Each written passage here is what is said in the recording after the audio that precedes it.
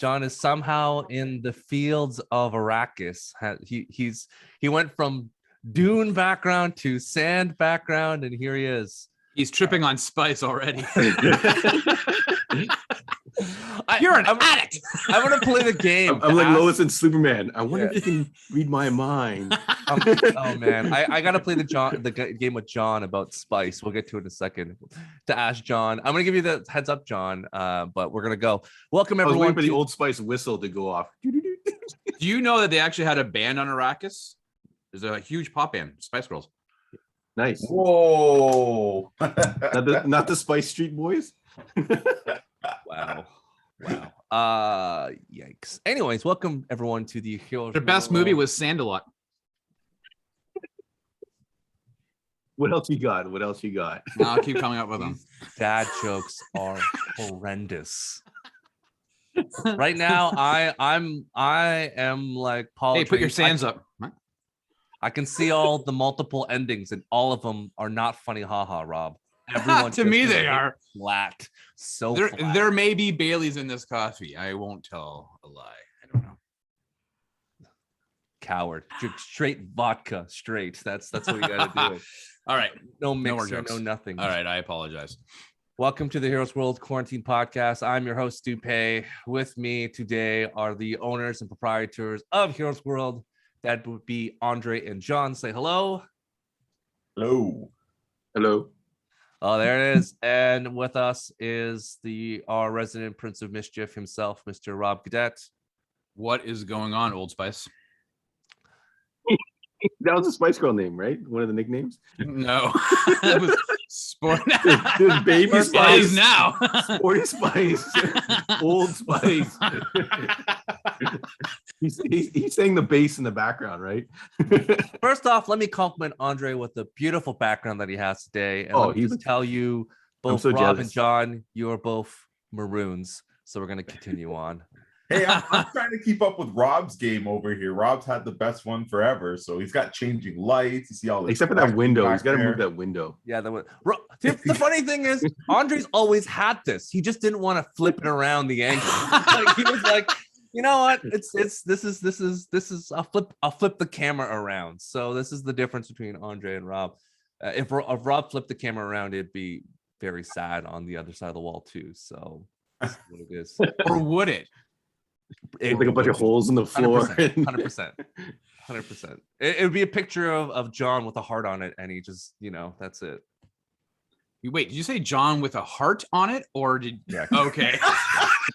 My gosh, it's too early in the morning for this. All right, so we are going to talk about Dune today. It is in the theaters, the multiplex, also on HBO Max. Directed by Denis Villeneuve, and we're gonna go straight into it. So if you haven't watched it, the S is silent. Denis,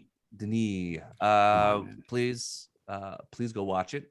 Either pay for a ticket or whatever it is, because we want a sequel. So please do it. Goes without saying, watch it. If you can't go to the theater, just buy a ticket and watch it HBO Max, whatever it is. Just help us get part 2, because dear God, it just leaves you hanging. So just for reference, I'm the only one that read Dune, the book. I was joking with John, is 10 years ago. And then I realized, no, it's been like 20 years. Look at this nice edition that Andre has. Yeah. Beautiful. Andre. That's fancy. Oh, honestly, who controls the spice? Yeah. I keep on thinking, I'm like, I read it in high school university. And I'm like, oh, that was longer than I thought it was. So I keep on thinking we old. So I'm gonna do my best to also answer my questions for the folks here in terms of stuff they didn't get, but we'll get to there momentarily. First off, the game is, John, what is spice? Do you know what it does? Do you know how it works? Why is it important? Do you know anything? Can you tell us? It's not super. No, it is. Spice is basically the fuel or the gasoline of this world. It allows you to travel interstellarly by I think the guys take it and they are able to navigate some way through space that allows you to travel faster, and it also gives some type of enhanced powers or abilities to the inhabitants of Dune or Arrakis or whatever you call the place. You are, yes, the Well, it's spice, shiny and red too as well. the Spice Trader Guild, the ones who use the spice can use it to navigate, and as well as you mentioned before, the people of the planet can use it for medicinal and ritual, but also it, in other aspects where the Emperor wants to use it, can extend one's life. So it can be used to extend to make you live longer. So there are multiple uses for the dark arts. yes. Yes. It gets him high. And not so high, but really, you know, makes you live longer. So then it's decades of longevity. Cool. So that was my first thing. I want to know what your comprehension of spices. That would be great. So let's go through this. We're gonna go into spoilers momentarily, but I want to get everyone's rating. John, what do you rate this movie out of 10? Me off the gate. All right. So Yes. out of 10? 10. Yep. Whoa. 10. Whoa. Whoa. Wow. Wow. Wow. All Wow, right. this guy is on Spice World. Off the gate. Rob, what do you rate this movie out of 10? 9. Andre? 9. Okay. Wow. there we go. Oh, that is frick. I'm surprised. that I was a little is worried there, Andre. Huh? You're worried? Yeah, I was a little bit worried as well. I was like, I liked it so much. I really hope Andre likes this as well because it's fun when you're into it as well. Yeah. all right. That's But great. now we have Okay. no conflict. A 2. Shitty writing. I didn't like it. All right, well, as someone who's read the book, I'm the only one who's going to tell you where we're at. So I can tell you right now, there's a lot of things missing. A lot of things missing. So what do you give it out of 10 then, Stu? Having read the source material. I am like Rob and Andre. I'm giving it. I'm a person that gives points. So I would go 8.8. I feel like Okay. Still I- high though. Still high. it's high. If I am waiting for the HBO Warner Brothers special to give me an extended version, and then with the extended version, I'll push it over the edge. It's just there were a few things in this movie that was just missing, and if they extended the scene, if they do something else, like it's still the most true to the novel, but there's still like a scene where we'll talk about. And I'll get your thoughts on, and you will tell me whether this makes sense or not in terms of would you want to see this in the movie. But I can see why they didn't add it because this movie's already long. And I want to know from you guys. This was one of the movies where I felt we always talk on the podcast, and Andre and me are always on sync. It's like, just cut it down. We don't need to do this long. This is one of those movies where I'm like, could you give me another half an hour? Like, it was a movie where I actually wanted to be longer. Did you feel that way, Andre? Did you feel like after watching the movie, like, you know what, I could probably have cut another half an hour to this? It felt like I wanted more. What are your thoughts? Yeah. on this? The runtime is 230 something, right? Yeah. It's 239, I think, or something like that. Yep. Andre? Yeah, I think easily, even for the part of the story that he was telling, they could have easily added a half an hour to it. You know, in a lot of ways, and I know it's based on the book, but if you go back to, was it the first version, the 84 version of Dune, this one here. With Sting. Yeah, with Sting. It was Rushed. it felt on point with that. It in some parts, you know, not that it was mirroring it, but it obviously had to hit the same notes because those were the big notes, obviously, from the story. But then there was a couple that weren't in that. And as much as I enjoyed the cinematography and I love that he took the time on shots. You don't get, this is an artistic movie. It's beautiful. There's, you know, like the shots, you got them to sink into you, right? So I'm all in, and I'm just like, when the end comes, I'm just like, yeah, they're more. I'm not tired. I'm not, sleepy. Yep. Continue it. And there was definitely some moments where I wanted more of the dialogue, and stuff. And I think, I don't know if it was the director Villeneuve's vision to be like, I want the images to speak loudest first, but I think there was definitely some moments where I would have enjoyed more dialogue, and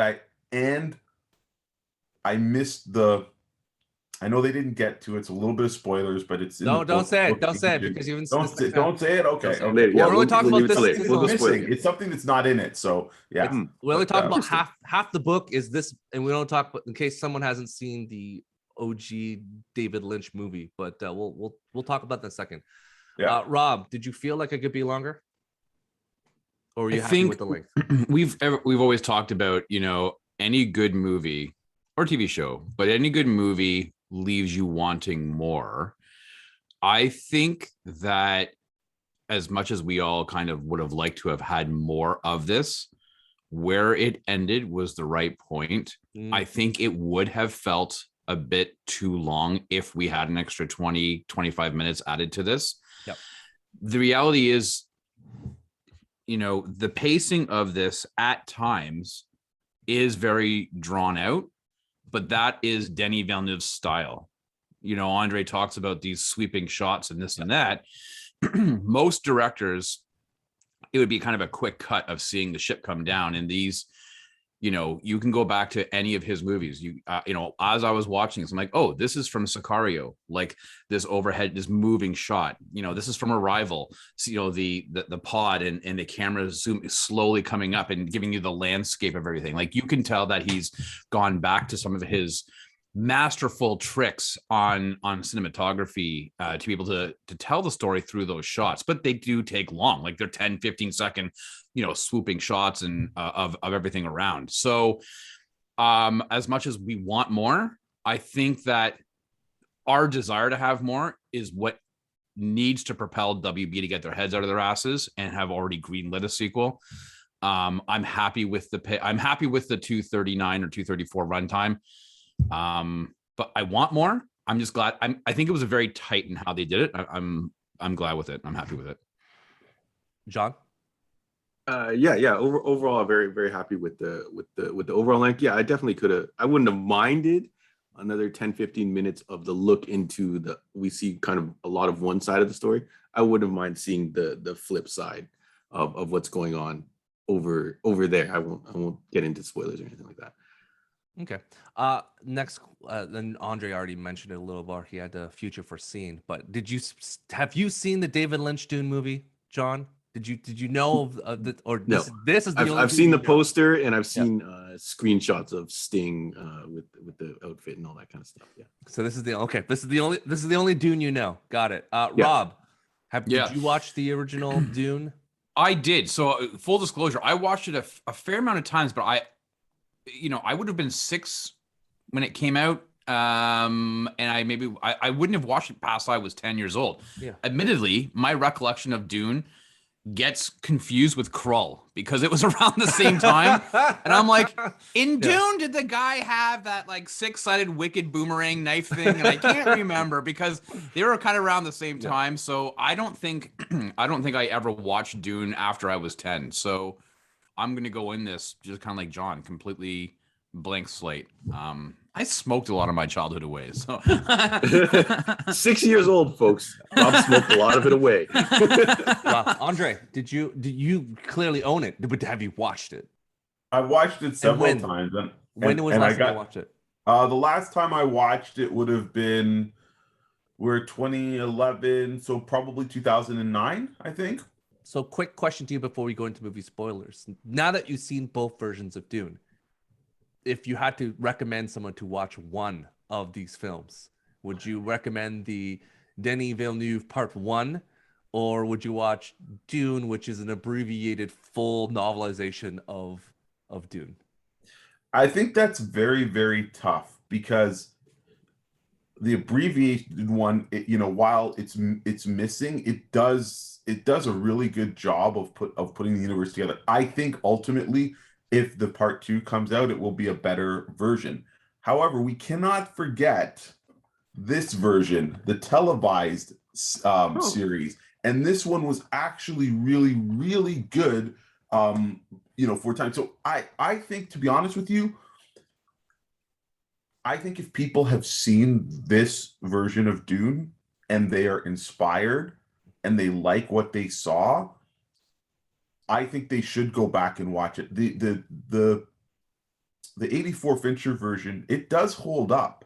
You know, he's a great director. There's some great actors in it. And while there are going to be moments that have gone past what you saw, it's in the book. You're going to see Villeneuve's vision of it, and it's already different enough in its presentation, right? So even though you might know what's going to happen, it's going to look totally different. So it's a tough question. I really enjoyed all three of them, but I think Villeneuve, if we get the part two, which I got to think they've probably already started shooting. I don't think they haven't done anything. No. Oh, okay. Well, I don't mean start shooting. They must have shot a shit ton of footage for this particular one that they're could use some. Yeah. Of it. Oh yeah. You know what I mean? Like it's sure. Like there's no way that. Anyways, that's another topic. But yeah, I think the Villeneuve one will probably will be the better one. But that's not to discount the two that came before. I don't even know where you can find this the William Hurt version if it's out there anywhere. But yeah, it's if you like the subject matter and you can't digest that whole book, that TV series did a really good job of expanding it. And that's one of the reasons why, I went back and watched the movie is because of that TV one. I'm like, oh man, it's delving deeper into it. So yeah, it's pretty cool. Yeah, it was a 3-part series, so it stretched it out. But yeah, we're gonna keep on going. And then I know there was the Dune, the original movie though that Andre's mentioning is currently playing on Crave. So if anybody really wanted to, if you're in Canada, really wanted to check it out, it's currently on Crave. Yeah, can I throw a funny story in about that original movie? Yeah, so, it better be funny. Yeah, it better be funny, because if not, Andre, we're cutting your time because we haven't even talked about the movie yet, dude. Okay, yeah, let's go into the movie. We'll go into if we have we're time, talking about David Lynch. Did you sneak in? Yeah, all right, we're going straight in. Clearly, let's talk about this movie because again, that's what people are here for. John, give us your thoughts. What did you think about this movie? Actually seeing it in big screen, big theater, big everything. So it's gonna be a little all over the place. I just wrapped it last night at like 2 a.m. So my thoughts are still coming together. Yep. But overall, for a movie that I was kind of on the fence about going to see, I did have that feeling that this is a theater experience. So I'm interested to hear if anyone did watch it just at home, if they had the same experience. But the sound, the cinematography, the direction, and just the world. So like Stu mentioned it off the top, not familiar with the book, not familiar with those movies. So this actually felt like an original property to me. So everything just felt like had that epic scale for me. And even watching the trailers, this is kind of what I was expecting to happen. But I was not expecting to like it this much. So everything about the world, I really dug the weird. Are we going spoilers now? Do we warn people already? We'll get to it in a second. But yeah. Okay. So I'll try and keep it like relatively like vague. Let's just say it. Spoiler alert. We'll spoiler alert, and we'll just go. Give us your full thoughts. I'll still keep it tame. I'm not going to give away major plot points or anything like that. But like, just go into it because we're not going to come back. Of all the mechanics and stuff like that. Even the suits, which in the initial trailer you look at them and you're like, hey, they look kind of like soft and flimsy, but it fits into the story. It's not really armor. It's something else in the thing entirely. And I think a lot of comparisons, like when we did like a quick primer before we went to the movie, we did like a quick YouTube, everything you need to know about Dune or whatever. And I probably forgot all of it before we got to the movie because there's a lot to take in. But they compared it to like a sci-fi Game of Thrones or whatever. So I did 100% get those vibes when I watched it. And like the characters, I liked pretty much all the performances. I'm trying to think of anyone who was like really a weak link. Maybe Timothée Chalamet had some like kind of grew during the movie. So there was a couple parts where you're kind of like, oh wait, this guy definitely seems young. But I really dug it. So I'm looking forward to getting into the other stuff. Andre just brought in the RPG at the store. There's like 2 different board games, Stu. I don't know. I was going to ask you which one you like better, the retro one or the new one. I was looking around for a miniature game. McFarlane did toys for it. So it feels like the next Star Wars or something. I don't know if I'm allowed to compare it to Star Wars, but it really felt on that scale for me. And then having seen James Bond Skyfall. It's the same director, right? As Skyfall, I think. No. Oh, Denis Villeneuve didn't do any James Bond movies. Okay. What's Not- he done? not- Dune. He did not Dune yet. that you would have seen. Dune Not yet. 2049. Yes. Blade Runner 2049, you mean? Oh, Blade. yeah. Blade Runner. Yeah. Sorry. Yeah, so I'm Could you really imagine Dune I still haven't. 2049? Yeah, the futuristic version, or actually that'd be the past of this It'd movie, be wouldn't it? fast. Yeah. But yeah, just I don't know. It's hard for me to put everything together without hearing everybody else's things because I feel like I literally just like rolled out of the theater now. Yeah. But yeah. So to your point, the board game, just to jump note, the original board game was really sought after, hard to find. You are playing the different houses on the planet Arrakis. You can play as the Emperor, you can play as the Fremen, you can play as the Bene Gesserit, and each person has different things they're going to use in terms of mental powers and different things. We didn't even get to the lasers yet. Like there are weapons in Dune that I don't know if you knew that there were lasers, but it's So my only experience with Dune is that old video game, which was Dune 2 something or other. It was the origin of the RTS, the real-time strategy style game. So Command and Conquer, World of War, the first World of Warcraft, I guess, before it became the RPG style. So yeah, I didn't know what to really expect. We would harvest spice in that game, but I just thought it was like some type of sand material. I didn't know it was anything else more than that. And yeah, like this type of movie is typically not my thing. Like you guys probably all know, I'm the action guy. I'm usually, when I see a movie, I'm like, yeah, you could cut 20 minutes, 30 minutes from that and just get straight to the point. So me saying that I want another 10, 15 minutes for this, already almost 3-hour movie is, I'm like, yeah, show me more of this world. This is really cool. Yeah. So each one has a different perspective and they're trying to gain as much power on it. The new version is beautiful. So I would say brand new version we got at the shop. It's not like that. You had to find a bootleg copy like 5 years ago. You'd had to know that new guy that made a print and play, but now the new one is beautiful. There's the expansion that goes with it. So again, depending on which Dune copy of it you're getting, because that one has just a sandworm on the front of it, doesn't have the pictures of the people. So yeah, that's when you learn about the laser weapons and the other things too, that again, it's illegal, which is why no one uses it until in the video game, movie. One of the houses had like a tank that shot like these sound waves or something like that. It was pretty funny game.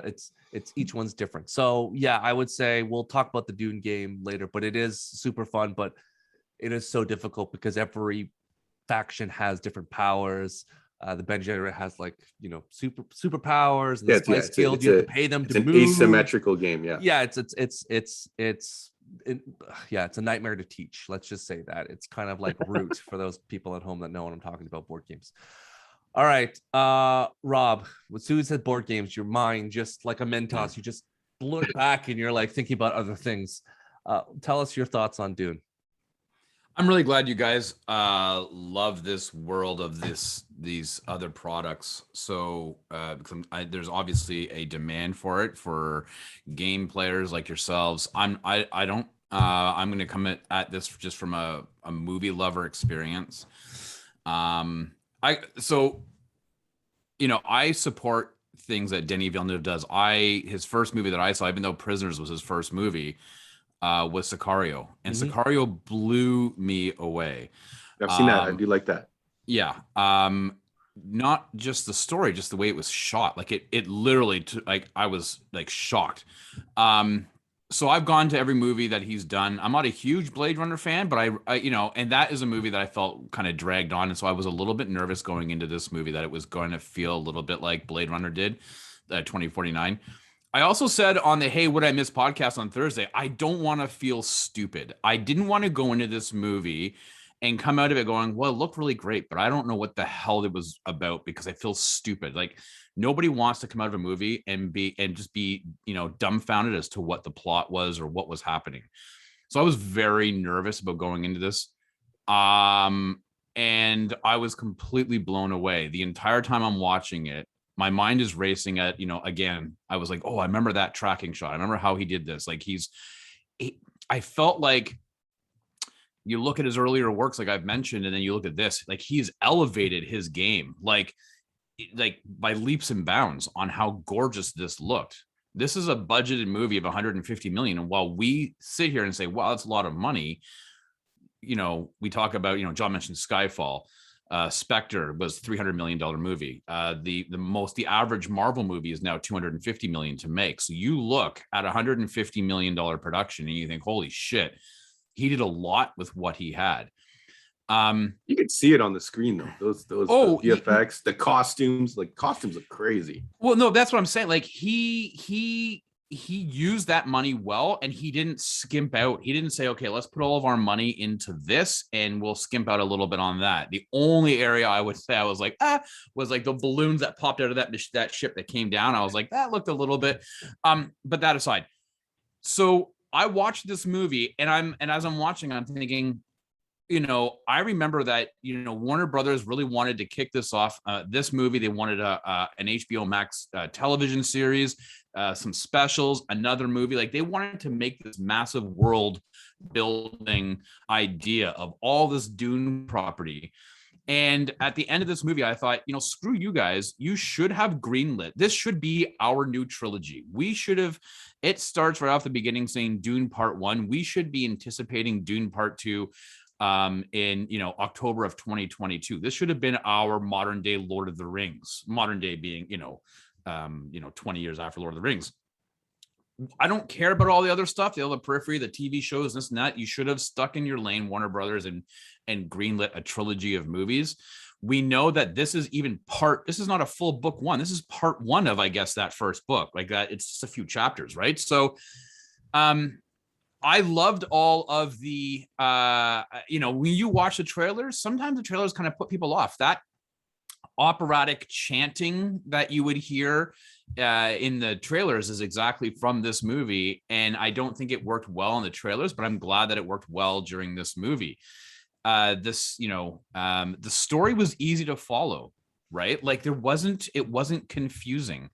I think Denis Villeneuve had gone on record saying that he created some dialogue that was not in the books to, I think, make it more easily accessible for individuals who were not familiar with the property. So you don't get stuck in all the gobbledygook that could be in the books, right?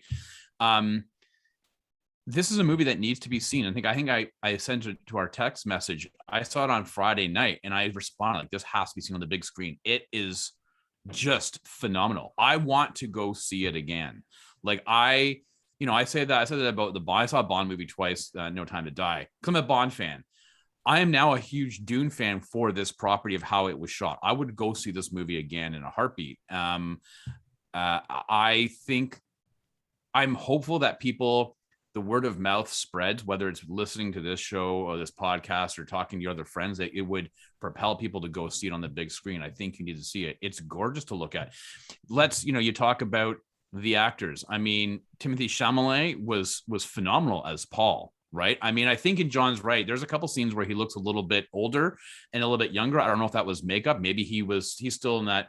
He's a teenager, so he's probably still 20 growing. Something, man. He's not a teenager. Is he really? Anymore. I thought he was a teen. Okay. No, he's like 24. I think he's one of those young faces. Okay. I was a big fan of Jason Momoa. Like he's 25. 25, is he? Okay. So I was a big fan of Jason Momoa in this movie. I didn't think I was going to be. I thought he was going to just play his normal Jason Momoa. Oh, yeah, I'm Aquaman. He is Jason. This is regular Jason Momoa. But I thought that he was way more charismatic and fun in this movie than I've seen him. In fact, there's only two dials on Jason Momoa. Bro Jason Momoa, which is Aquaman in this, or sad, quiety Jason Momoa, like every other movie he's in where he doesn't talk. I don't know. All I'm saying is that I want to see him now in Aquaman. Get rid of that damn scraggly ass beard, man. Like even there's a couple scenes where he's like close cropped beard. Be that Aquaman. I don't want to see this ZZ Top beard anymore on you, right? And I was Aquaman. So Oscar Isaac was fabulous. Dave Bautista, we don't, you see him a little bit. He's not too much in this movie. I'm hoping that he's more prominent in the next movie, should it be made. He will be, yes. He will be, yes. David Dastmalchian was great. I mean, this is the guy, he was Polka Dot Man, right? In the Suicide Squad. And then he was in this. I mean, he's so reserved in his stuff. Stellan Skarsgård as the Baron.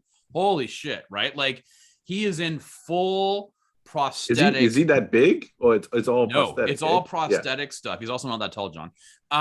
But he, Yeah, but Pat was like, "Is that guy really tall, or is he floating?" Yeah. But I just was like, it'd be funny if they pan out there these long, skinny legs, like holding him up. he's on stilts. But it was just amazing.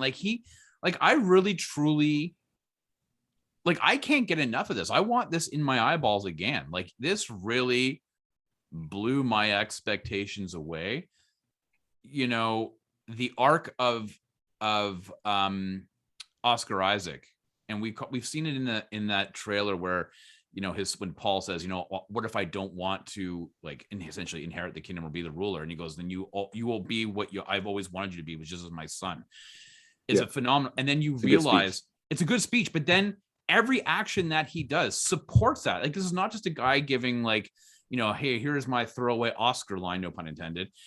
Like, he is so, like, man, I just wanted more Oscar Isaac on the screen. He was just so, I was gravitated towards his performances. Mm-hmm. Don't worry, you'll see him more in the sand as the Soldier of Fortune in Moon Knight. Don't you worry, he'll be running around wearing a white costume soon enough. And you know, like, I liked the fact that a lot of this was not shot on green screen. This is another thing. Denis Villeneuve is known for his practical stuff. Like, we know that they shot in Jordan. Thanks.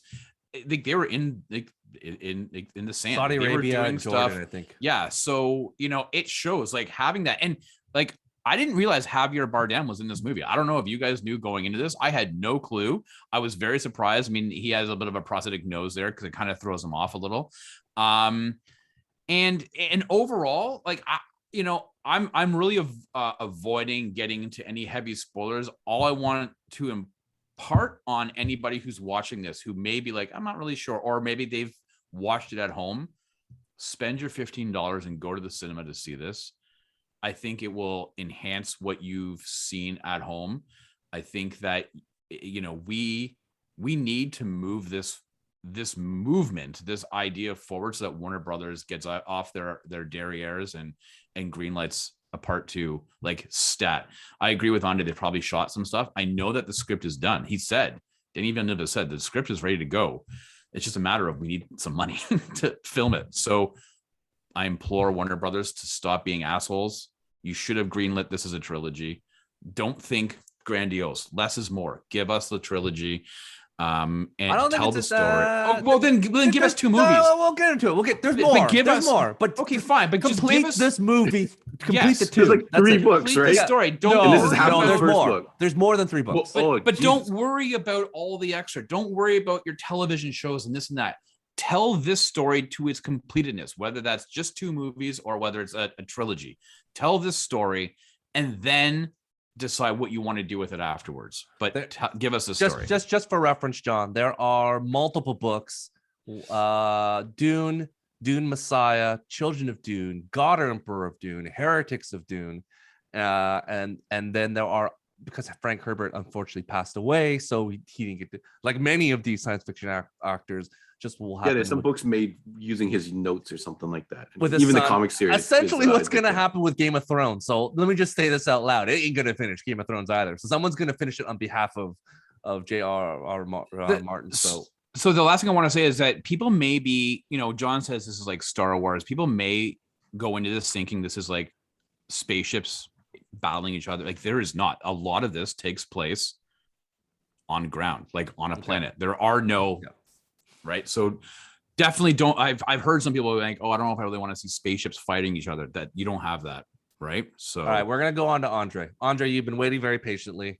Give us your thoughts. Well, no, it's great that everybody liked it. And you know, it's a very likable property. As Rob just said, it isn't full of science fiction, space opera action. It's a little bit more of a you know, political story and stuff. But it's very, very good. I will say that based on the initial announcement of this movie and the cast, I had all the confidence in the world in the director. But when I saw this cast, I was like, oh man, they are just putting all the top actors of the day in. I'm like, that doesn't bode well. And so I didn't even watch the trailers for this movie. You know, like I was hesitant, you know. And I will say, yeah, I thought everybody in here came to work. Like everybody tried to play the part that they were given. Rob mentioned Jason Momoa, and I have to say, like, I think he was the one. Stu wasn't impressed. I think he was the actor that impressed me the most. We see, like you said, a charming, like, yes, he's maybe typecast in the same type of strong guy protector, but that moment where he does, you know, return from his scouting mission and then he gets clean shaven and stuff, I'm like this guy, he is a handsome man. Like this, and he's charming, and I just liked how he was a more emotional type of friend to Paul. Like Paul really looked up to him, and I don't think I got that feeling in the other ones. In the other movies, they'd shake and ruffle his hair and stuff like that, but this really felt like kind of this older brother type of relationship. But yeah, I thought he rocked it very well. Timothy Chalamet, man, he did a great job. Oscar Isaac, it's really tough for me because I think he's very overrated. But that one speech that he delivered, I thought was very good.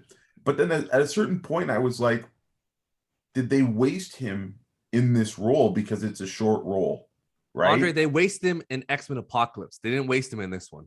I don't know. Well, yeah, of course. that was a waste. If you're going to go waste, he but has something to do in this movie, and he executes it well. It's just like Right. Jason Momoa. Jason Momoa has a particular thing.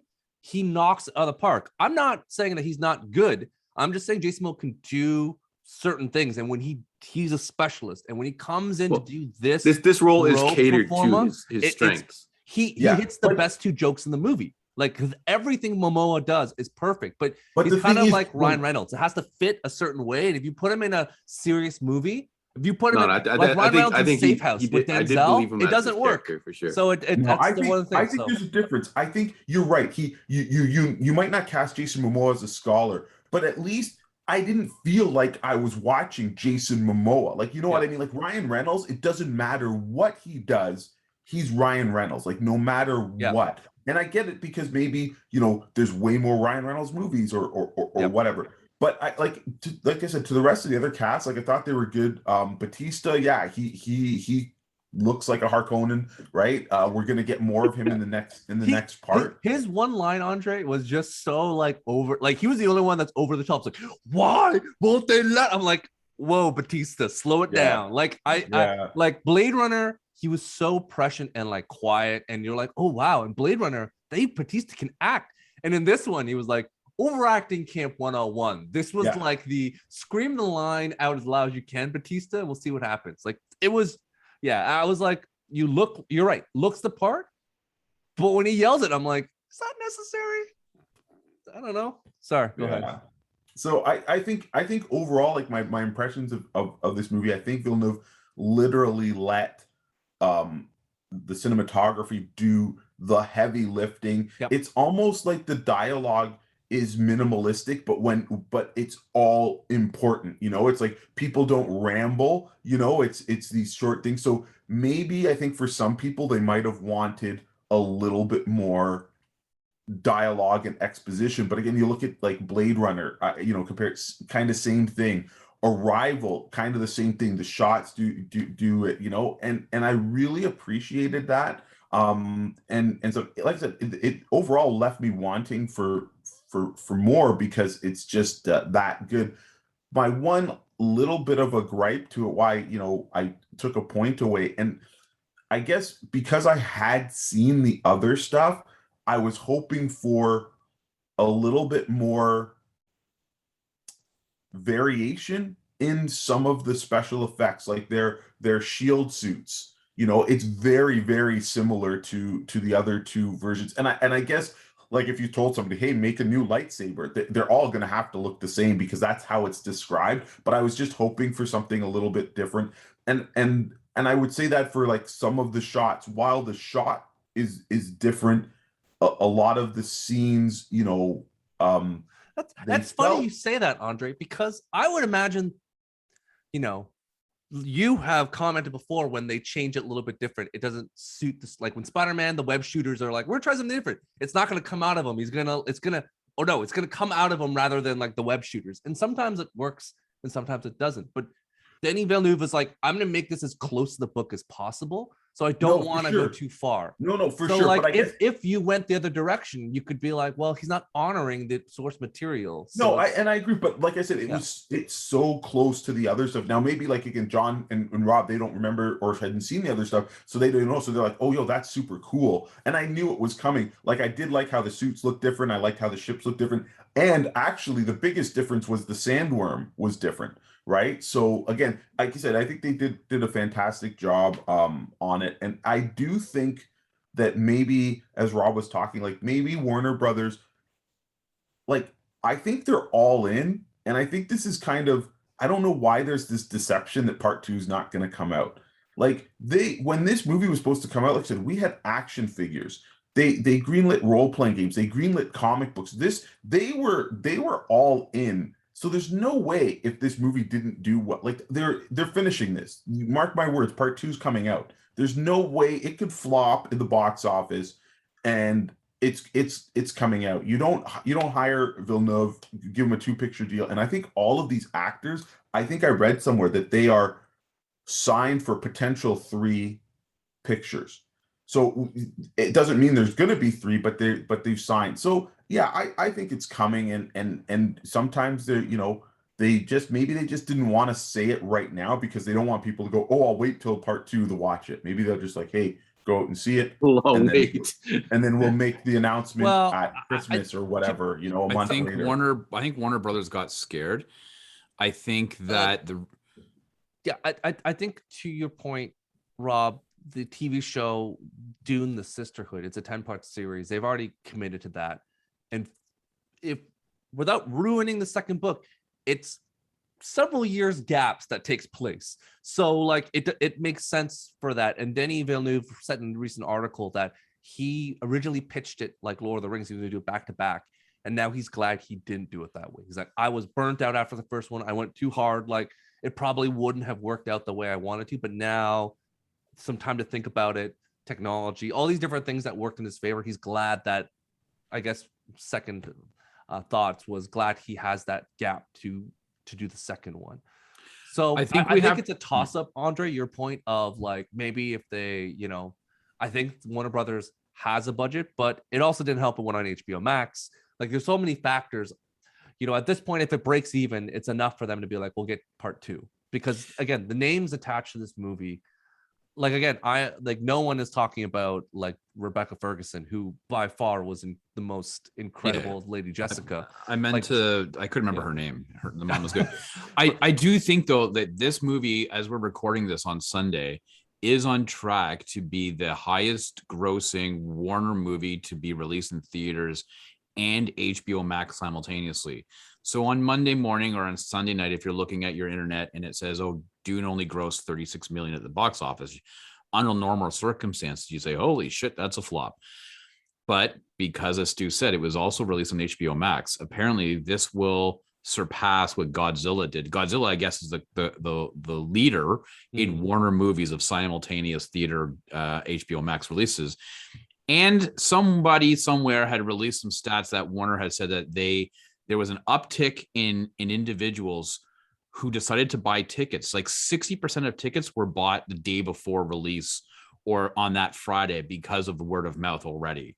So, listen, we could be seeing a situation a la Pretty Woman where you get X number of dollars the first weekend, and then weekend 2, it actually increases, right? Because of word of mouth wanting to see it in theaters. So, yeah, let's just cross our fingers and hope that we get just complete it. I don't need, as much as I want to see Children of Dune, Messiah of Dune, let's just close out this first book and let's just continue from there, because it gets really weird really fast, and that will turn people off.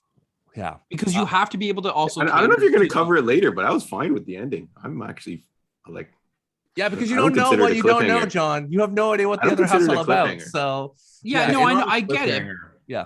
But it's not complete. It's not the way they. But you know the journey continues, but it doesn't. It's like kind of like you can go read the book now, right? Yeah. I'm like, oh man, I think I might have to pick up this book. The audio book. Read it. I'll audiobook it. Yeah, 100%. So yeah, because there's a lot of things. So I want to ask John, who is uninitiated. Andre knows from different things. The Mentas. Did you know the whole storyline with them? Did you even know they were a thing? Like, do you know what the details of them are? No, that's that weird kind of like cult thing that the mother was No, that's training the him Bene in, right? Gesserit. No. That's the Bene Gesserit. So which one is the Mentas? Is that Hawat, the guy that was the guy who was like, I will give my resignation, and we see what David Don mentioned. They have the little black mark on, the thing, and then their eyes go back. Do you know what the Mentas is? No, that I didn't pick up on. No. The stuff that gets dropped into Coke, right? And it makes it explode. Isn't Yeah. Rob, do you know what they are? Do you know what they are by that chance? No. In fact, I didn't even know that's what they were called. Okay. So I did notice, yeah, bad guys had it and good Not guys all had of them, only some of them, lip though. thing. No, yeah, but I noticed they were on So- both sides, so it wasn't like okay, so let me go in. I was going to ask you, was that clear? So so what you don't know in the movie is, and we'll talk about it going forward in the books. And Andre, I don't even know if really they touched probably in the miniseries, but not in the movie. The movie, Not in the movie. essentially what they are is that years ago humans had robots and AI, and they rose against the humans, and they're like, yeah, forget it, we got to get rid of them. So there's no robots in this universe in AI. So these are basically humans bred to do calculations.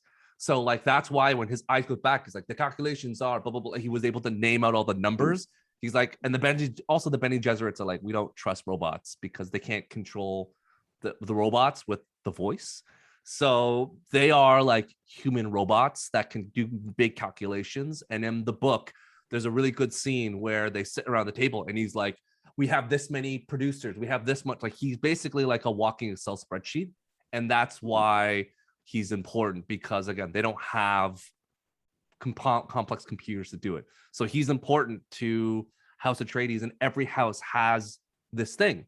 And what you don't realize in the book is that Paul Atreides is not only a duke, he's not only a Bene Gesserit, but he was also trained in the mental, like he could be a Mentos himself, like, and do calculations in his brain. So he's essentially this guy that could do everything.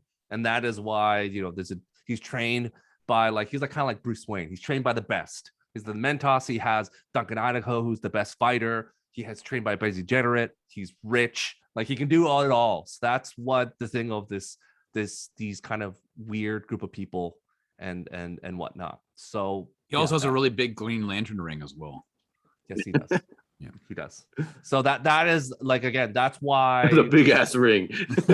so there's that scene on the table where they talk. There's much more like nuance of like, but it's more like, Frank Herbert like spends like pages of like him talking about like the how many systems they have and how much it's going to cost to fix it and blah blah blah. So it's like a longer term thing, but it doesn't really. Yeah, I think on second viewing, I probably would have more picked up on it. You'll see. I did notice that each faction had one of those guys. And Yeah, you when do see him do the calculation thing. When Leo talks to him and he's like, "How much does it cost?" You'll see his eyes just turn white. Yeah. They made it Yeah. they made it really apparent the first time it happened. So let me ask you though, Andre and Stu, and now I'm approaching this, and we also have to consider that there are people who are going to be gamers like you guys with the board games and who have a depth of knowledge of the books. But if you're looking at the average layman like me, who's really only looking at it from a movie perspective, this movie may then have people like John say, I might go and grab the book.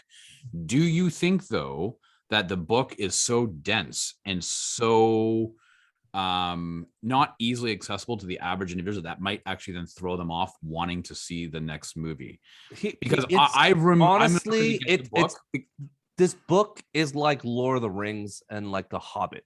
Lord of the Rings is too complicated to read. It comes from a person whose main focus is like agriculture, and like he built the world based on agriculture and like all the things happening and like the themes of like like pollution and like taking resources. So he uses that as the foundational crux to like move forward in the book, just like Tolkien used language. He's like, I'll do the Elven language first, and I guess I'll make a book based because I have this language.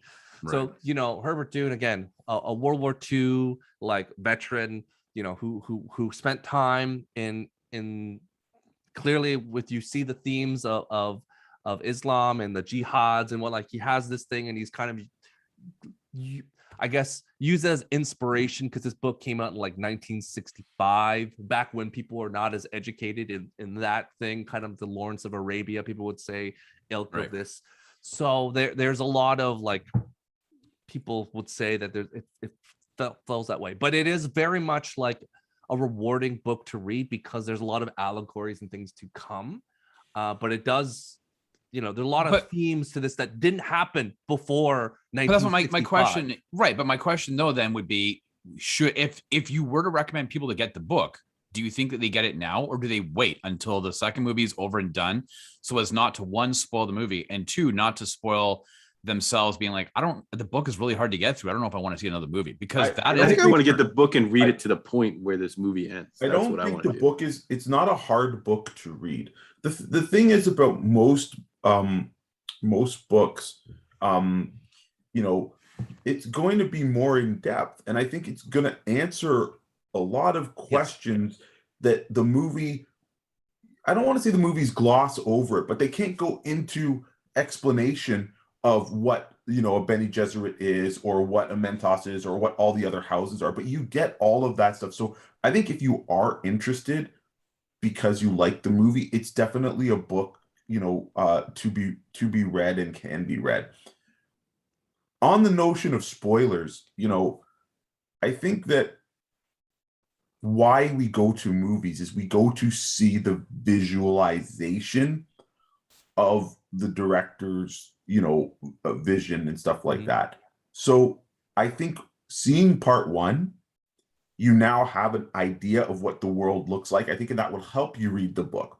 Even when you get past, if you decide to read past it, you're still going to want to see that visual representation. Like, again, not comparing the movie to Star Wars, but it's like if I described a lightsaber fight to you, seeing it is totally different. So when you get the descriptions from the book of what happened, but then you see it in any form, right? Like we saw in this first movie when the worm was chasing them, right? You'll read it and you won't get the scale, but when you see it on the big screen and you see them running and then the worm comes up and it's laughing at Paul, basically, like, holy crap. So it's good to have that type of visual reference going in, and then you'll be like, when you read something else that happened, you'll be like, holy crap, I can't wait to see how that looks on the screen, right?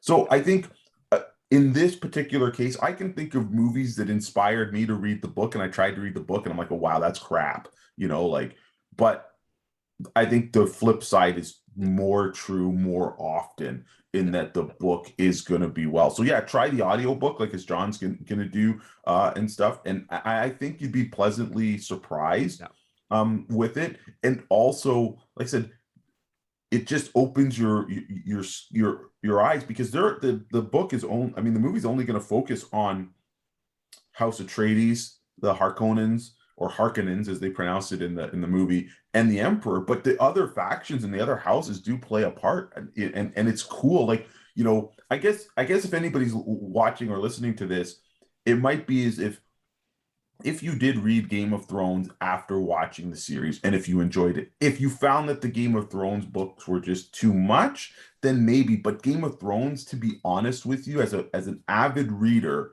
and I have the Game of Thrones books back here, I will say this on record, that Game of Thrones, like, Martin has diarrhea of the mouth when it comes to writing.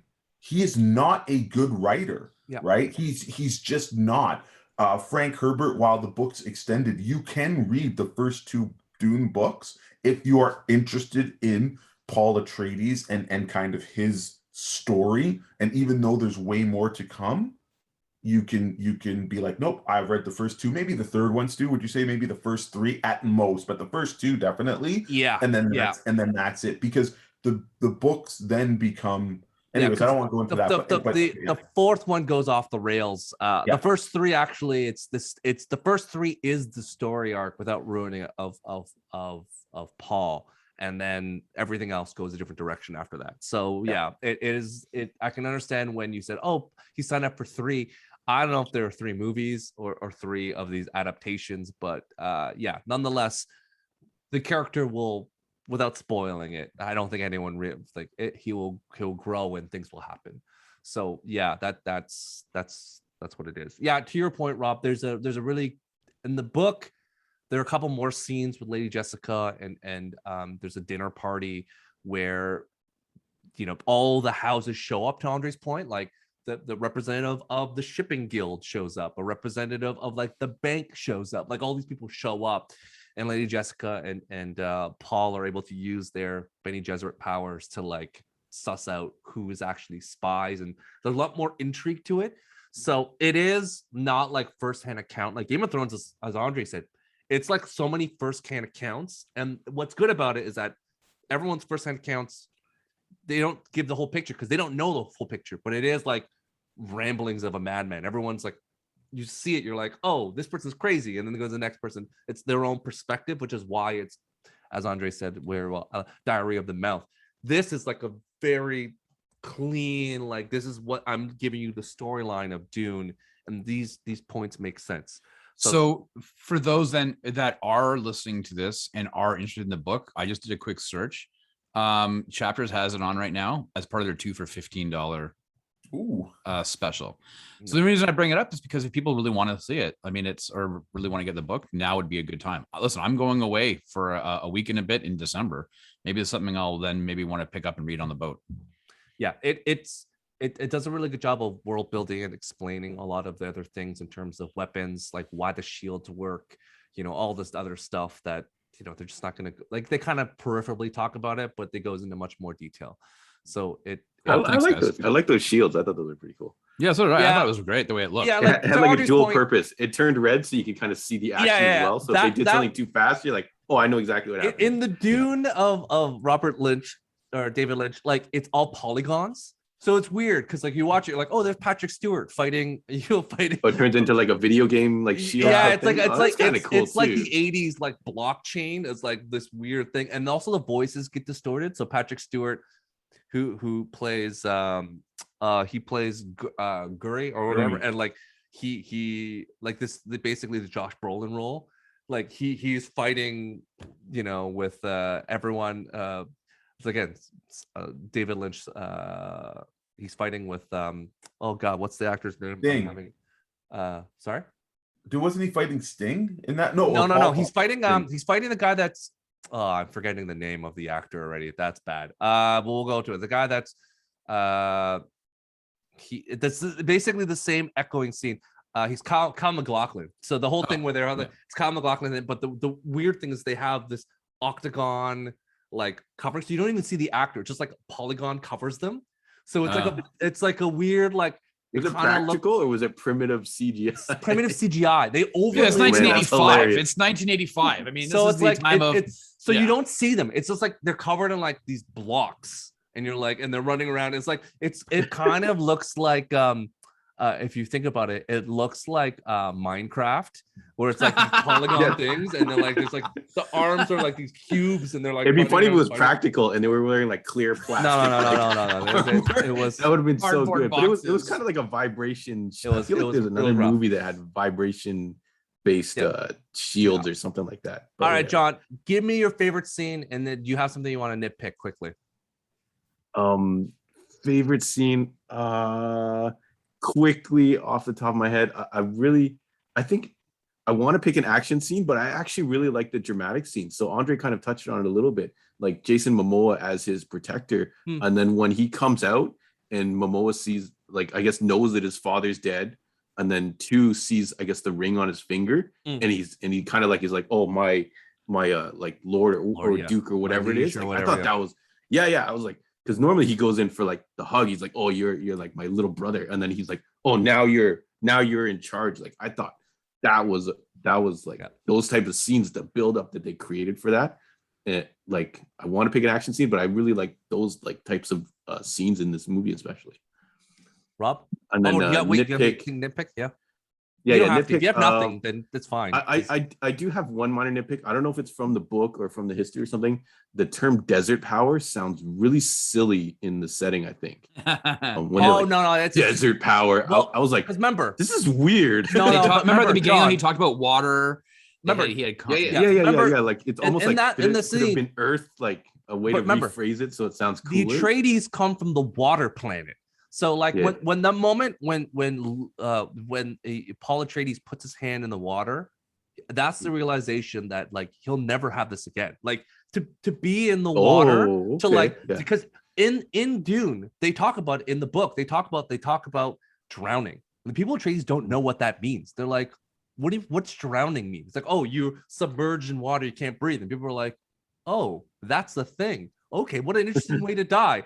Because in their mind, like even shedding a tear, like everything of water means so much. Because in the book, when Timothy Chalamet or when Paul fights the other character, I think when he sheds a tear, people are like, oh my God, you're crying for this guy. Like it matters. Every piece of liquid that comes out of you means something to the Fremen, because like, why would you even like that's shedding a tear, like it so matters to them, because they're like, wow, like you can't waste liquid on this planet. So even like the thing, it's like they control, like the spitting thing. Yeah, like too, they right? like exactly they control like the House Atreides controls water and air. That's their special, because they come from a planet and that's what they know. That's why when he's like, you must control, like, because that's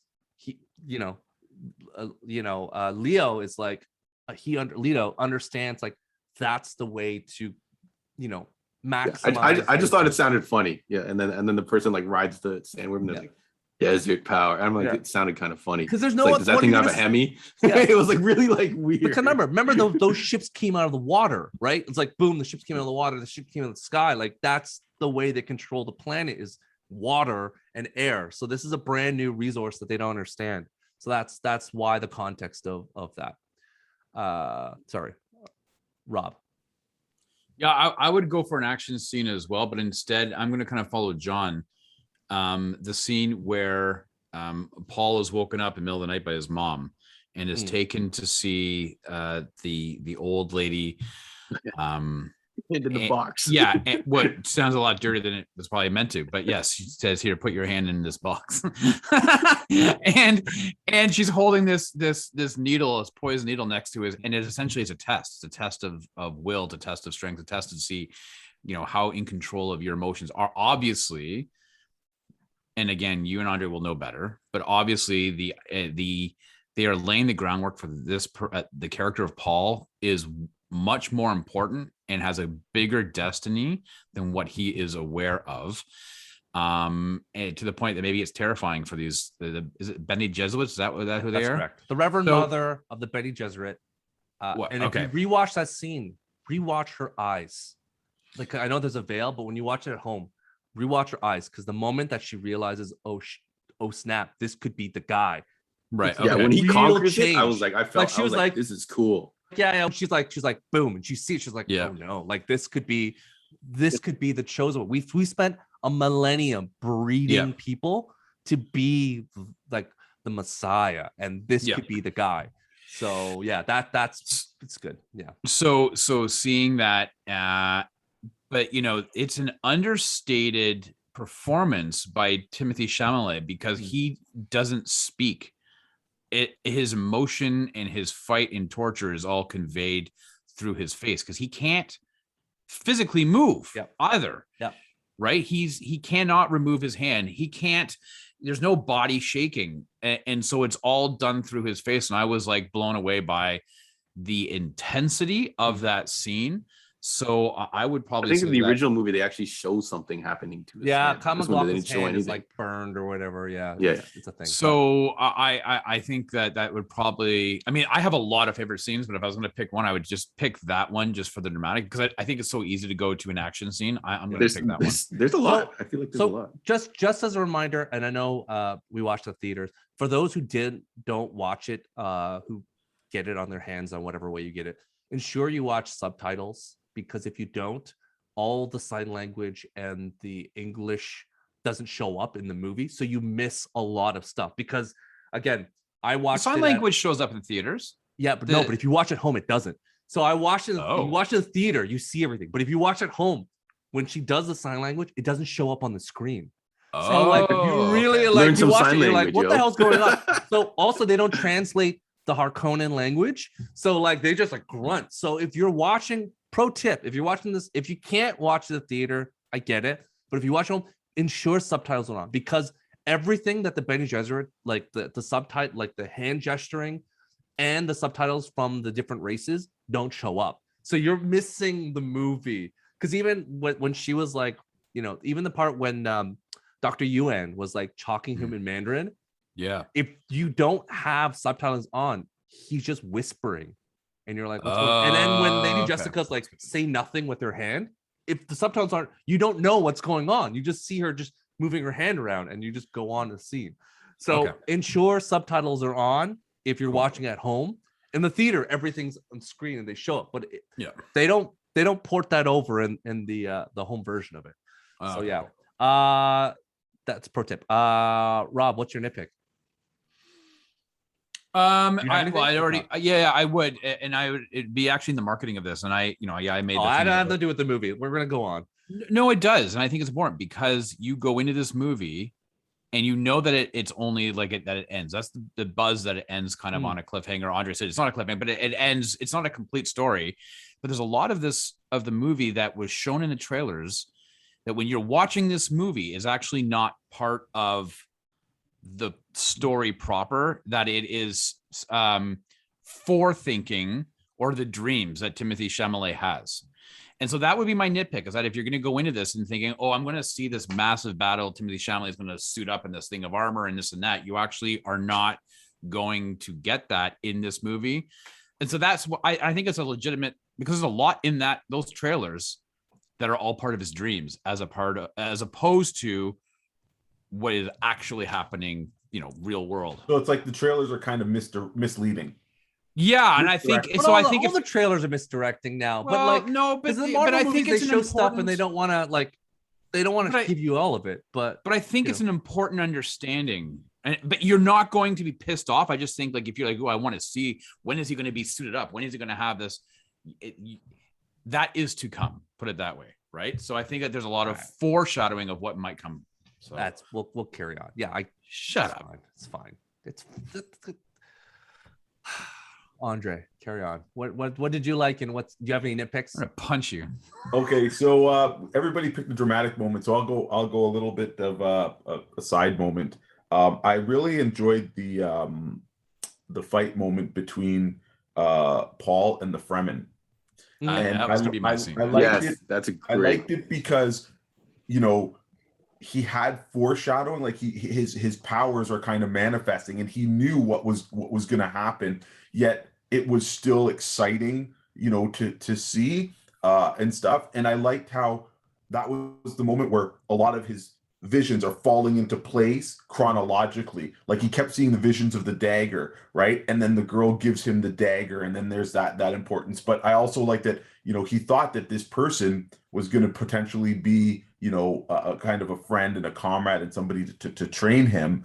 But then there's the moment where he keeps besting him because he knows, like it's kind of like if this was a comic reference, this would be like trying to fight the Midnighter, right, John? Midnighter has beat you. He knows what punches all your moves beforehand, right? So he's like he puts the knife. He's like, do you yield? And then he puts it to his gut, and he's like, do you yield? And the Fremen are like, there's no yielding here. This is to the death. He's called you out. You're the champion. So he had to do it. So I think that's the moment where we see basically, I think that change in Paul is like, he didn't accept, I think, his destiny or his importance when he got the ring, because he doesn't feel worthy. He doesn't want to lead. But at that moment, he's like, no, I have a bigger destiny. I cannot sidestep it. This is the first step. I have to do it. It is my life or his life. And the only way he survives is if he gets in with the Fremen. He can't survive with his mother at that moment. They're in the desert. They're gone. They're done for if they're alone. And I really like that. And I think Rob made a very good point. Like Timothy, like it's his face. He's like, even again, that performance when he has to kill that guy. Yeah, his performance was freaking awesome and stuff in all of his scenes. So really, really like that. As for a nitpick, I don't think, I would say my only nitpick for it is, and again, it just could be how he's going to shoot it, was I felt we didn't get enough Harkonnen. you know, like it. But again, I'm You'll get comparing it enough to in the part other two. version, Yeah, you'll get enough right? part two. Yeah, So, we know what's happening. Yeah, we know, but we know what's happening. But listen, we really didn't uh Batista's character like maybe two screen times. The Emperor, or not the Emperor, the Baron Harkonnen. Like, Yep. you know, we we didn't even really meet wanted to the see. Emperor. That's Yeah, no, how we that's didn't how see the far Emperor we yet. are. Like, You yeah, know, so I think part two, it makes yeah, sense. for sure, Okay, for to the sure. point. So Yeah, you know no. what though, Andre, it's interesting that you're talking about that. Like, 'cause I really like that fight scene, but I liked hearing your perspective on his foresight, because in my mind, as I'm watching this, I'm like, he's had all these visions that he's befriended this dude that he's fighting. And then there's I'm like, okay, well, he's thinking that Zendaya. Rob, I'm going to ask you, do you know what these visions, my question to you, and you've already jumped to it. Do you know what these visions are? Do you know how it operates? Do you know how this power Well, no, works? because but I was going to say no. I figured it was. How do you think it works? He was telling the future. I thought he was telling. No. He could see the future, that what was happening, and then I was like, but in his visions, and you hear the voice of the mother, whatever, and she's like, "You have to die to be reborn," and all these visions are of him being stabbed, and it's his blood, and that essentially he would be, he would survive the stabbing and quote unquote be reborn. So then when that doesn't happen, when he bests the Fremen, I was like, well, does that mean all of his visions are now the opposite? Does that mean that in his vision, he's supposed to be falling in love with Zendaya, which would be easy to do. But instead she's going to turn on him. So like, I don't know what the book is. I don't know. I know is that's great. So how do you think, so I was going to answer your question of how this works because we know the answers, but so that's how you think the way that it's set up in the books. Have you seen the movie Knowing, starring Nicolas Cage? No, I know of it, but I was off. So in that movie, for a while. Nicolas Cage can see a magnitude of different options, and he like Doctor Strange. Like, yes, he chooses the one that. Like, I remember this movie now. Okay, yeah. Because remember that scene with Jessica Biel where he could walk in different directions. He could map out all the different situations, and he could live it a second before it happens. So what's happening is that he's getting visions of all these potential futures. One where he's loving Zendaya, one that she stabs him, one that Jameis is his mentor, his friend, one that Jameis is like murdering him. So he can see all these different things. That's why he knows So it's not like a future where sometimes in science fiction, it's like you see the future and it's set. It's like, this is what's going to happen. This proves that these are possibilities. He has the potential. Fate is like not one strain. It's like he has, with the combination of his Mentos powers, his Bene Gesserit powers, and all this, he now is like a living computer that can see the universe and the spice to see, because like you walk around, you're like, oh, the weather is this, and he can now see the different potential paths. So now he's like, he could see it, and that's why he's making these decisions based on potential path. Nothing is set in stone in this universe. Like, he knows like everything's going to happen. He can see all the different areas, which is why at the end he had to make that decision. It's like, okay, this is what we have to do. That's why it almost could have been a metaphor as well too. He, like, his old self dies, and then, like, even though the vision isn't necessarily what happens, it's like what happens kind of, I don't know what it, like, and that's the thing too, like what Andre mentioned before, that scene even before with Stilgar was like, come on, man, you don't have to do this. Why you gotta fight? It's like, they're on my protect. Like that little Javier Bardem scene is so subtle. He's like, are you crazy? You want to fight this guy? Why? They're under my protection. Like all that build up. You didn't have to say that like a begrudging, like, bro, what are you doing? But it was so necessary to have it. Like, are you sure you want to, like, because he doesn't know that he's been trained by Duncan, Idaho, and he has all these backgrounds. He just sees as some punk kid, because in the books he's supposed to be like 14. So it's like, oh, he's 14-year-old kid. I can best a 14-year-old kid, not recognizing like the gravitas of like the training he has, right? So it is safe. Like the universe is open and he can see the possibilities, but it's not as if it's not set in stone. Okay. Exactly. Okay, cool. Yeah, that's how it works. Yeah, so that's how I was curious to see if you one saw that gem movie with Nicolas Cage. Clearly not. And two, you should watch Knowing. It's stupid and fun at the same time. Okay. Get out. Get out. Yeah. So I think we all talk about our VIPs in this movie, so I'm not going to go too much into it. I want to just say before we wrap this up, a huge shout out to Bob Morgan, who was the co-costume designer. Everything in this movie looked magnificent. The art director Tom Brown, like everyone involved in the creative, like it was incredible. Like when I watched this movie, and no disrespect to the miniseries, Andre, I think I like the miniseries too, but this one specifically, when you saw everyone's costume design, you're like, oh, this makes like the little subtle touches of House Atreides has that naval look. Like when you watch them, they're like, oh, look like the Navy because they're on a water planet. Like everything looks to what you think they're supposed to look like. And also that subtle House Atreides when they were in that line, when they were fighting the Harkonnen, where they're on that steps and they're they're back to back in a line of military precision. They're like, yeah, this is why House Atreides is, because they're well trained. But then when they got on the back, there's nothing you could do about it. But again, the little subtle nuances of how well trained House Atreides was, just hand-to-hand combat, and just it was just awesome. So there was like really nice little things in this movie. They had the higher ground, and then someone else dropped in and took a higher ground. Yeah, I was like, oh man, like this was like even though there wasn't that much action, the action that was there was just top notch. Even when Momoa was fighting, they had enough. When you were kind of like, I want something to go down, they had something that went down. It's that siege on whatever that compound or whatever that city was. I thought that was really well done. I was scared Jason Momoa was going to die at that point. But he had a really later good on. Jason Momoa. Yeah. Later, but yeah, he had a wicked death scene. So honestly, this movie is worth going back to the theater to see. Like, there's so much. I you know, even like the ships that they designed. Like, again, I'm sitting here thinking everything. There's hundreds of hours of sketches gone into this to say, does this look great? Is this practical? Yeah, is there an art book? I don't know if Andre's flying ships with the dragonflies, right? That's all they were. They were mechanical dragonflies. How cool was that scene where the spice crawler was damaged, and then you see Leto Atreides, he's like, we leave no man behind, and he lands, and they all run out and they're doing their thing, and the worm's coming closer, and then Paul has that vision and stuff. It's just like, it was tense. Like, again, if you didn't know the story, you know, you're probably like, oh, what's going on? But yeah, that was such a cool moment.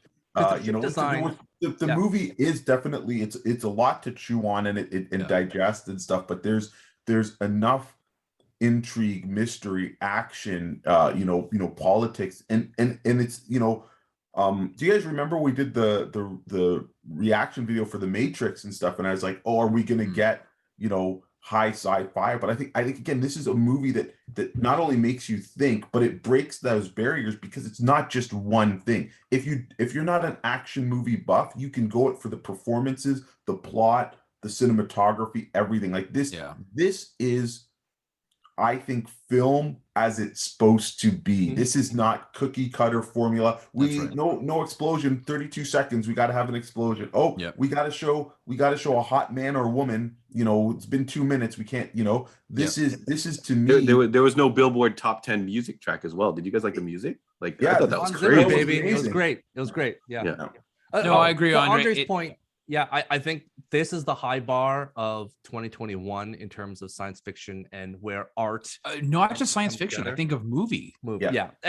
Honestly, it's gonna really screw this up, because when I'm gonna watch The Matrix, I'm just gonna sit there going, I know you're just shoveling another gun action sequence for no reason. This alone, like, to Andre's point, I didn't need more fighting. Everything was perfectly executed in this. And the second one, I'm going to get all the action I need, because the second one's a big battle, and they're still going to have these nuanced conversation scenes. But I think the second one has potential to be even more kind of of weird, but even more diving in. Like, that's why I wanted to talk about some of the other stuff. But yeah, I think it's going to be a really, really special to see how Villeneuve covers that stuff, because like I said, how does a movie from 85 still hold up? You know, that's not a question. There's lots of them that do, but even like I said, just the concepts of the book and the idea, there's it's such a richness, you know, to it, and I think I'm going to appreciate the new visuals, even though I know where it's kind of going, and then of course dive back into the book. So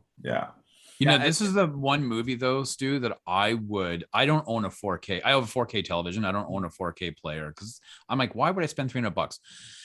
But this is the movie that would probably propel me to it, like invest in a 4K player to get it in 4K because it just looks so stunning.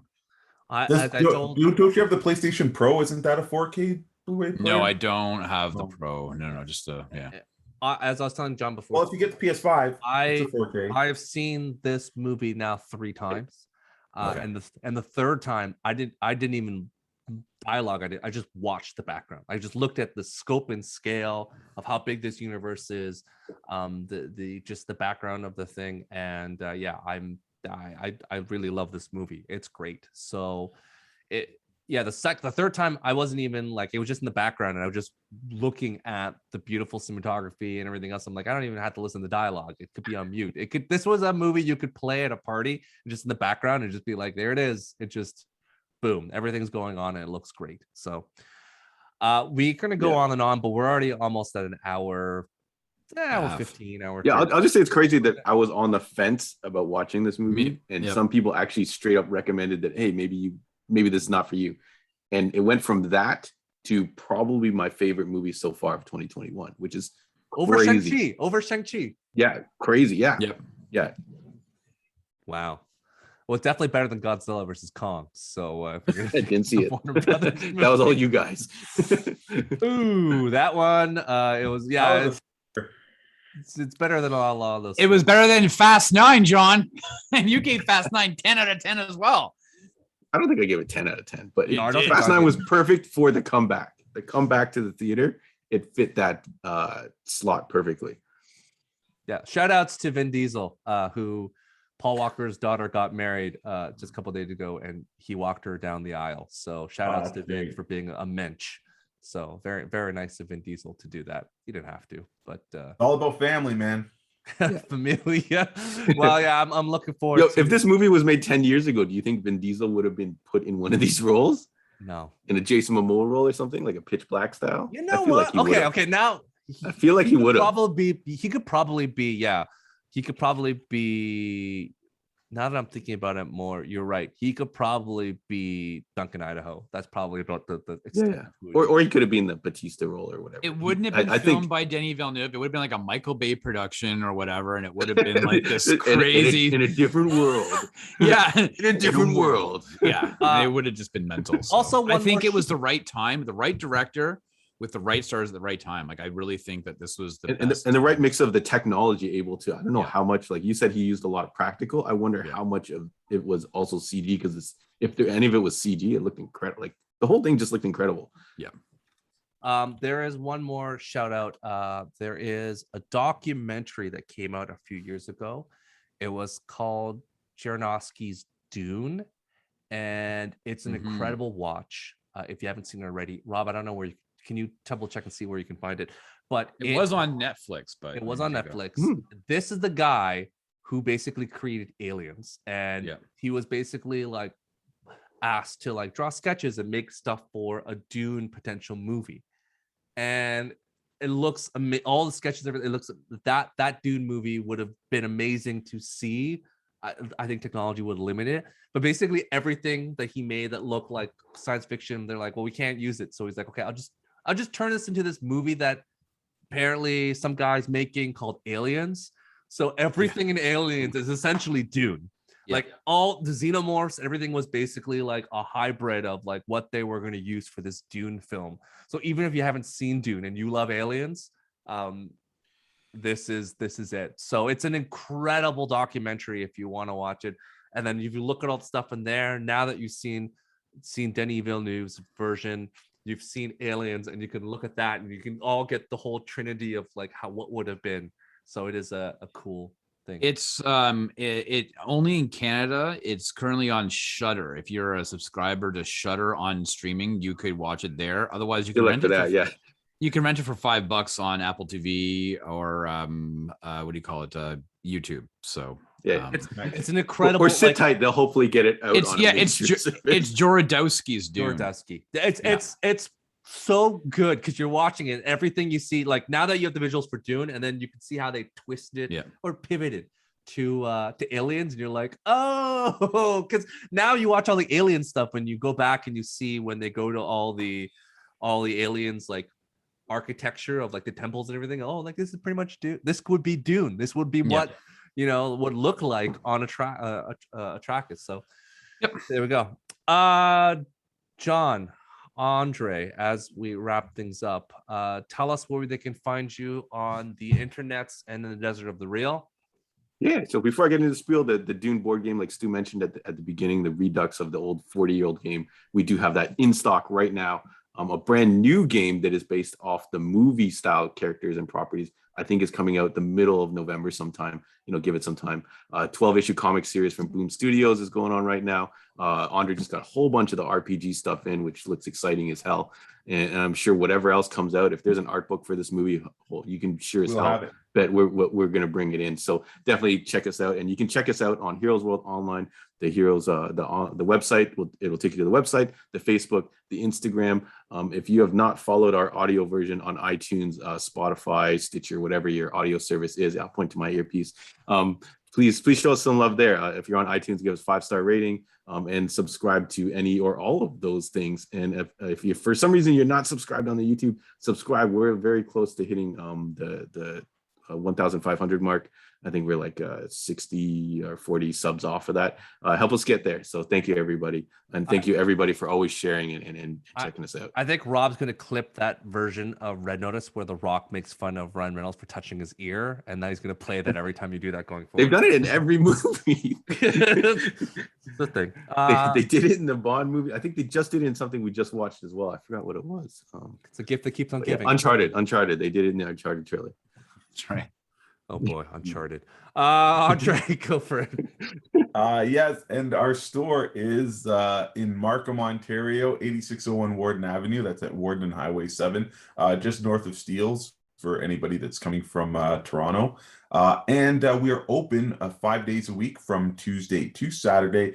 And as John said, we've got lots of different stuff in the store, not only board games, comic books, art books, role-playing games, action figures. We've got still some of the McFarlane Dune figures that were released, I think, just pre-pandemic, because that's when this stuff was supposed to happen. That was like a year ago, Andre. We've been sitting on these figures for a year. So it's pretty crazy. We have those. You can get Duncan, Paul. There's a Build-A-Figure Batista that comes in there. The mother, I forgot what her name was, Lady and the Jessica. Denis Villeneuve character.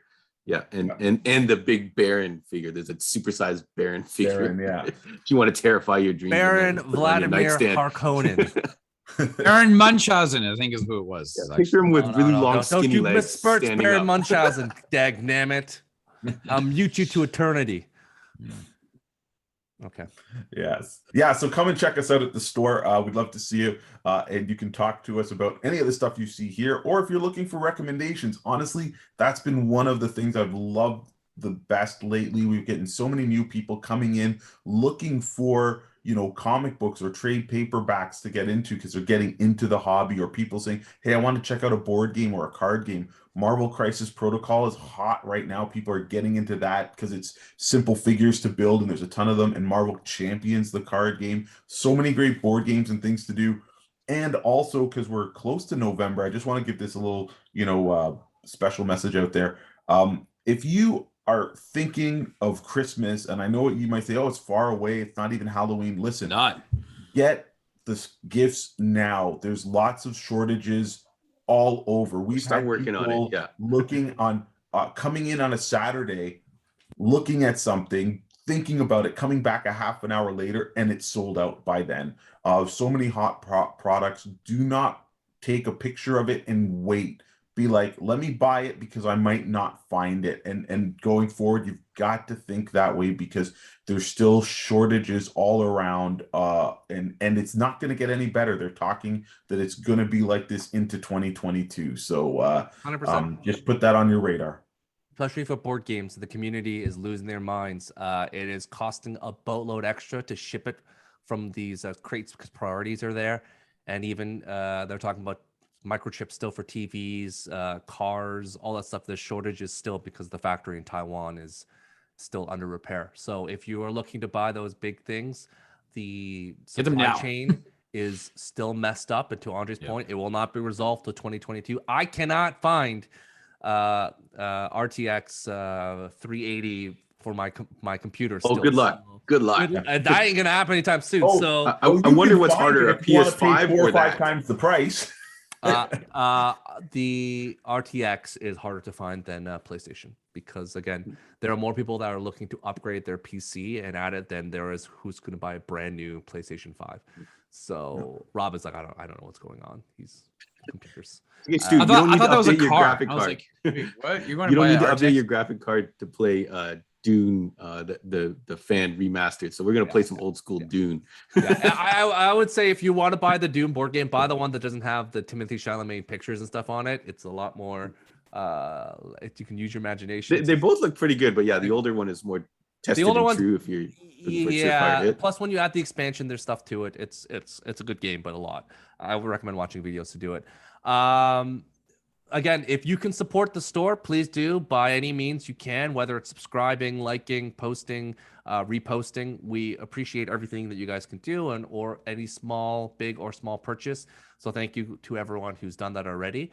Rob, outside of you doing the voice to your dog to sit, where else can people find you on the internet? That was my daughter. She came in to grab something and she was trying to tiptoe. And then she hit the door. She goes, I'm like, I'm on mute. Don't worry. No, I'm talking about the voice too. Like, tell your dog to sit. Sit, Ubu, sit.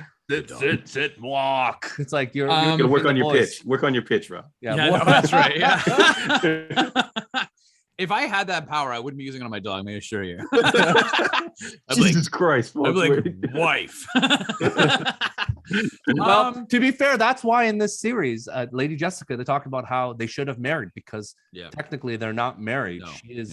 She is just around. Concubine. That's what I think they called her, right? Yeah, she's called concubine at one point, right? Yeah. That's correct. Yeah. Because just because of a house marriage, for example, could open up possibility, just like in medieval times where you want to leave your thing open and marry a different house to gain more power. So Leo was just open in case another house wanted to marry in and they could gain the power, and he couldn't if he was already married. So yes, that's why he wished at the end that they could have been married, because he didn't, as he said before, they don't care about power. They're just here because they want to be here because the emperor asked them to.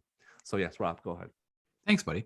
Yeah, so actually, we are hard to believe. Andre is talking about how Christmas is not that far away. Is true. We are nearing the end of October. We are running into our last week of October. And obviously, as we all know, October is a spooky, scary month. So on the Heroes World Sidekick Show, every Monday, we've been reviewing Halloween movies.